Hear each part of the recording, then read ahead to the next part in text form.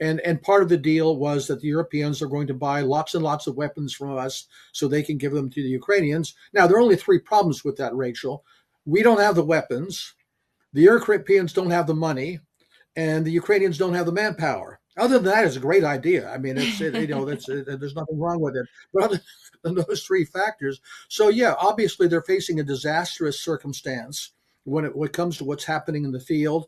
Um, simply the wherewithal of the West to help the Ukraine. Really, I don't even want to say the Ukrainians. The Kiev regime is collapsing. How fast that collapse may occur, I don't know, but that really does force the Russians to think about how they want to pursue this. Yes, they can say, "Oh, sure, we're happy to negotiate," and of course, there are the practical things, returns of bodies and things like this sort of thing that are important in their own right.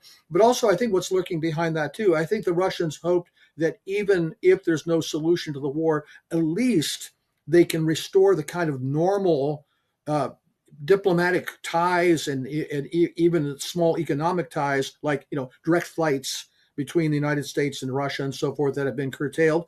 Even that is now not going to happen as the way things are going. Even these small attainable goals that Washington might have set for itself are being thrown down, the tube because they've got this maximalist position that Russia must capitulate. And if you look at what's being, I'm even hearing privately from people hearing from, inside military circles, they don't think they can win so much, but they still think they can avoid losing. They still think they can inflict a lot of harm on Russia and force Russia to settle on terms that are less than maximalist from Russia's side.